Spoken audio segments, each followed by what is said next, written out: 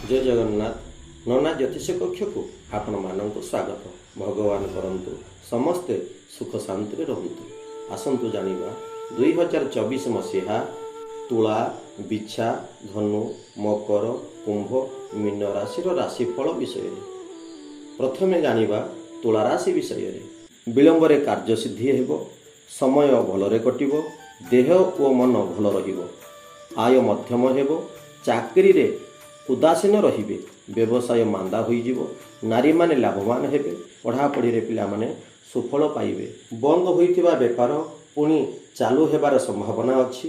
कौनसी दूर स्थान को यात्रा करिवे, सरकारी कर्मचारी मानकर उन्नति हेबो, नूतन नियुक्तिर सुजोग मिलिबो, परिवार रे साधारण परिवर्तन घटी आशाकांक्षा पूर्ण घटिबो, करज भारर मुक्ति मिलिबो, आईन अदालत रे जययुक्त हेबे, उपस्थित कर्मचारी आपण मानकर सहयोग लोड़िबे, काम कार्य रे गंभीरता सह ध्यान देबे, विद्यार्थी मानकु शुभ सूचना प्राप्त हेबो, विपत्ति घटिबा फल रे सुख सौभाग्य वृद्धि हेबो। ए मासर प्रतिकार प्रत्येक दिन पशुपक्षी मानकु किछि खाद्य दियंतु एवं शुक्रवार शिव मंदिर दर्शन करंतु, फल रे ए मासटी आपनकर सुख शांति कटिबो। एबे जानिबा बिछा राशि विषय रे। भातृ विवाद, जमीबाड़ी और घर जागा नीथिबा कौनसी द्वंद्व समाधान हेबार संभावना अछि। आर्थिक दिगरु उन्नति हेबा सह स्वास्थ्य मध्य ठीक रहिबो, प्रत्येक कार्य रे पछै जिबे, मन दुर्बल रहिबो, चाकरी रे मानहानि घटिबार संभावना अछि। व्यवसाय रे मध्यम धरणर सफल प्राप्ति पाइबे, दूर यात्रा रे क्षति घटिबार संभावना अछि।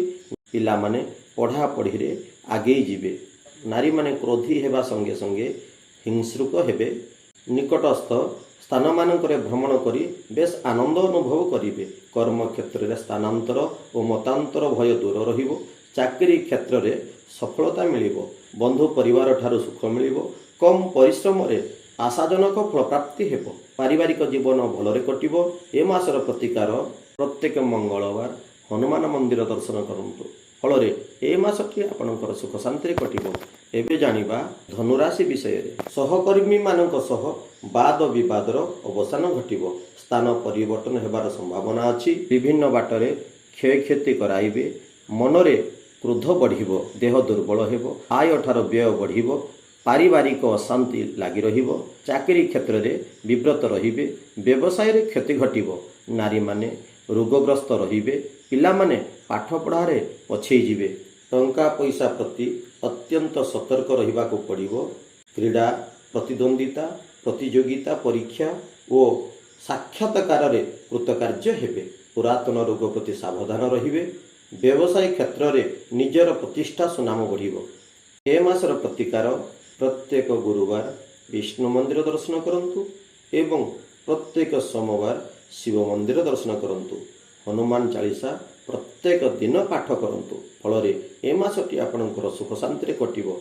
एबे जानिबा मकर राशि विषय रे। निजर योग्यता और क्षमतार बहुत लाभ मिलिबो, व्यस्तता बढ़िबो, समस्या भितरे गति करिवे, देह भल रहिबो, आय स्थिति रहिबो, अभाव देखा देबो, चाकरी रे शत्रु बढ़िबो, व्यवसाय रे उत्साह हानि घटिबो, नारी माने दुख प्रकाश करिवे, पिला माने पाठ पढ़ारे मध्यम धरणर सफल पाइबे, नूतन बंधुଙ୍କୁ पाई खुशी हेबे, शिक्षा क्षेत्र रे मानसिकता एकाग्रता बजाय रखिबे, राजनीति क्षेत्र रे कौनसी गुरुत्वपूर्ण कर्म नहीं विवादीय परिस्थिति भिन्न रूप नेबो, परिश्रम और मेहनतर परिणाम फल मिलिबो, कोर्ट कचेरी मामला रे विजयी हेबे, प्रेमिक प्रेमिका माने निकटस्थ स्थान मानकरे भ्रमण करी आनंद अनुभव करिवे। ए मासर प्रतिकार प्रत्येक मंगलवार हनुमान मंदिर दर्शन करंतु एवं प्रत्येक दिन हनुमान चालीसा पठन करंतु, फल रे ए मासटी आपनकर सुख शांति कटिबो। एबे जानिबा कुंभ राशि विषय रे। कौनसी नूतन कर्म करुथिले सेथिरे विजयी हेबे, बिगड़ी जाइथिबा कार्य सुधरी जिवो, शत्रु माने दूरेई जिवे। ए मासरे संपूर्ण रूप रे अशुभ फल भोगिबार संभावना अछि। शारीरिक असुस्थता, शत्रु भय, धनहानि आदि अशुभ फल मिलिबार संभावना अछि। व्यवसाय रे परिश्रम सत्वे क्षति घटिबो, विद्यार्थी माने पढ़ा पढ़ी रे आग्रह प्रकाश करिवे, सरकारी काम रे सफलता पाइबे, ପ୍ରତିଯୋଗିତା ପରୀକ୍ଷାରେ ସଫଳ ହେବା ସଙ୍ଗେ ସଙ୍ଗେ ବିଗିଡ଼ି ଯାଇଥିବା କାର୍ଯ୍ୟ ସୁଧୁରିଯିବ, ଶତ୍ରୁମାନେ ଦୂରେଇ ଯିବେ, ମିତ୍ରଙ୍କ ଦ୍ୱାରା ସହାୟତା ମିଳିବ। ଏ ମାସର ପ୍ରତିକାର ପ୍ରତ୍ୟେକ ମଙ୍ଗଳବାର ହନୁମାନ ମନ୍ଦିର ଦର୍ଶନ କରନ୍ତୁ ଏବଂ ପ୍ରତ୍ୟେକ ଦିନ ହନୁମାନ ଚାଳିଶା ପଠନ କରନ୍ତୁ। ଫଳରେ ଏ ମାସଟି ଆପଣଙ୍କର ସୁଖ ଶାନ୍ତିରେ କଟିବ। ଏବେ ଜାଣିବା ମୀନ ରାଶି ବିଷୟ। ଭୋଗ ବିଳାସରେ ସାମିଲ ହେବାକୁ ସମୟ ସୃଷ୍ଟି କରିପାରିବେ।